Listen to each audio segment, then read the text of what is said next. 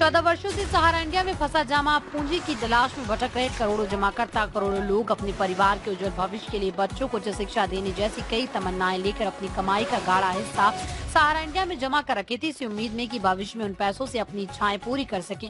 परंतु 14 वर्षों से सहारा इंडिया में लगे ग्रहण से लोगों की उम्मीदें अब जवाब देने लगी। कई जमाकर्ता भुगतान की उम्मीद में तो दुनिया छोड़ चले गए।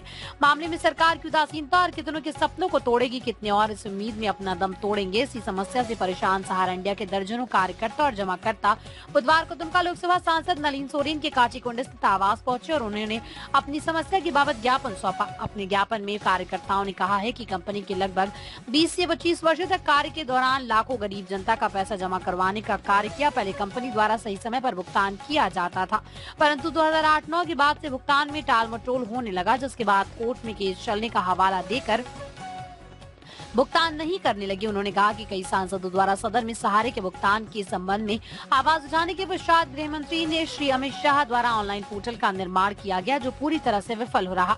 उन्होंने कहा है कि हम कार्यकर्ता पूरी तरह से बेरोजगार होने के साथ साथ हमारा जीवन भी नर्क सा हो गया।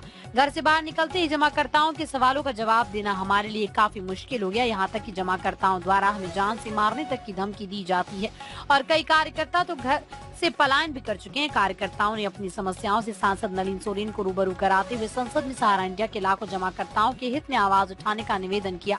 काटीकुंड से मुकेश कुमार दास की रिपोर्ट। आज हम लोगों ने एक मुहिम छेड़ा कि केंद्र लेवल की बात है। हम लोगों ने माननीय अपने सांसद हम नलिन सोरेन जी से बात की, उनसे बोले कि सर हम लोगों का ये समस्या बहुत दिनों से ही लंबित है। एक पोर्टल भी जारी किया है केंद्र सरकार, जिसके कोऑपरेटिव विभाग के माननीय अमित शाह जी निकाले हैं। उनके द्वारा जो पेमेंट हो रहा है वो काफ़ी परेशानी होती है। नाम स्पेलिंग में गलती के चलते सरकार पेमेंट नहीं दे पा रही है। तो हम लोग सभी जमाकर्ता और कार्यकर्ता चाहते हैं कि ये जो पेमेंट हो हम लोगों का क्वांटर पेमेंट हो, सरकार की देखरेख में हो, उसके गाइडलाइन में हो, लेकिन ये पोर्टल के द्वारा असंभव है पेमेंट। ये केंद्र सरकार की मंशा हद से हद जा रही है। तो सोचा जाए तो पेमेंट देने की बात नहीं होती, क्योंकि इसकी चल अचल संपत्ति 2 लाख करोड़ है। वो तो उसके चल अचल संपत्ति को बेच करके भी पेमेंट कर सकता है, लेकिन सरकार की लग रहा है मंशा नहीं है। ये पोर्टल माध्यम से काफ़ी दिक्कत हो रही है, वो देने का मंशा हमको लग रहा नहीं। इसलिए हम लोग माननीय सांसद साहब से आज मिले और रूबरू हुए और अपनी बातों को रखे कि जिस तरह हो इसको पार्लियामेंट में उठाया जाए और हम सभी जनताओं, जमाकर्ताओं, कार्यकर्ताओं के हित में बात करें। और हम लोग सब अभी बेरोजगार हैं, दर दर की ठोकरें खा रहे हैं, कुछ कार्यकर्ता भी मर गए हैं इसके चलते। सहारा इंडिया से आज अपने सांसद महोदय से, दुमका क्षेत्र के सांसद महोदय से मिलने आए थे। आज भुगतान का समस्या सहारा की बहुत बड़ा समस्या बन चुका है। आज 2011 से मामला न्यायालय में लंबित है, इस पर कोई सुनवाई नहीं हो रहा है। आज देश की आधी आबादी इस कारण से, न्यायिक व्यवस्था के कारण से त्रस्त है।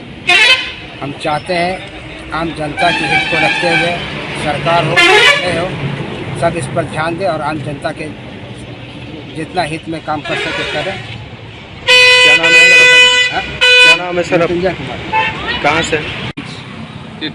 जरमुंडी ब्रांच के कार्यकर्ता अपने माननीय सांसद महोदय श्री नलिन सोरेन जी से मिलने के लिए आए और मुख्य ये मुद्दा था कि हम लोगों का सहारा का भुगतान काफ़ी दिनों से बिल्कुल बंद हो चुका है और सहारा सेवी के विवाद की वजह से इससे हमारे लगभग 12-13 करोड़ जमाकर्ता प्रभावित हो रहे हैं, जिनका भुगतान बंद है और 12 लाख कार्यकर्ता बिल्कुल बेरोजगार हो चुके हैं और भुगतान नहीं हो पा रही है, जिसके भुगतान की जिम्मा केंद्रीय सहकारिता मंत्री माननीय अमित शाह जी ने लिया था और एक पोर्टल भी जारी किया था कि पोर्टल के माध्यम से भुगतान की जाएगी।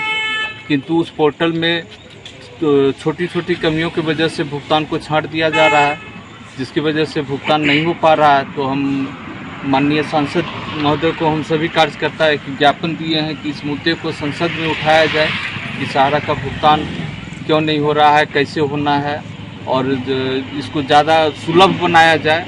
हम लोग मांग करते हैं कि ये भुगतान ब्रांच के माध्यम से ही हो और इसकी निगरानी केंद्रीय सहकारिता मंत्री की ही निगरानी में सारी शाखाओं से हो, जिससे कि भुगतान सुनिश्चित हो, बैंक अकाउंट के माध्यम से भुगतान हो। तो हम लोग इसको ज़्यादा अच्छा से भुगतान भी मिल जाएगा लोगों को हम लोग ये जितने कार्यकर्ता हैं काफ़ी परेशान हैं। जमाकर्ता की परेशानी हमारी परेशानी है। जमाकर्ता हमारे घर आते हैं, बहुत तरह की बातें बोल के चले जाते हैं, गाली गलौज भी करते हैं। बहुत से कार्यकर्ता तो घर छोड़ के भाग चुके हैं। तो 12 लाख कार्यकर्ता इससे प्रभावित हो रहे हैं। 12 लाख लोगों का रोजगार बिल्कुल बंद हो चुका है। और हम लोग माननीय सांसद महोदय से मिले, इन्हें ज्ञापन दिया है और हमें पूरी उम्मीद है कि माननीय सांसद महोदय हम लोगों के भुगतान के लिए संसद में इस मामले को उठाएंगे, इस मुद्दे को उठाएंगे। ये बहुत बड़ी बात है, कोई छोटी मोटी बात नहीं है, क्योंकि 12 करोड़ लोग इससे प्रभावित हो रहे हैं। 12 करोड़ परिवार माने इससे प्रभावित हो रहा है। लगभग मान के चलिए 12 × 5 तो लगभग 60 करोड़ लोग इससे प्रभावित हैं। और हम लोग इसके माननीय केंद्रीय सहकारिता मंत्री से भी मांग करते हैं कि इसके भुगतान को सुनिश्चित किया जाए, सुलभ बनाया जाए और शाखा के माध्यम से ही हो और उनकी ही निगरानी में भुगतान हो तो ज़्यादा अच्छा होगा। क्या नाम है आपका? मनोज कुमार सिंह, मैं सारा का कार्यकर्ता हूँ, वरिष्ठ कार्यकर्ता हूँ, पालाजोरी शाखा मेरा कार्य। आपका क्या नाम है? कंचन कुमार यादव। कहाँ से? पालाजोरी शाखा से। राजेश कुमार वर्मा। दमदार निर्माण का भरोसा लाल स्टील TMT बार्स, हर निर्माण के लिए उपयोग। लाल स्टील TMT बार्स, रिश्ता मजबूती का।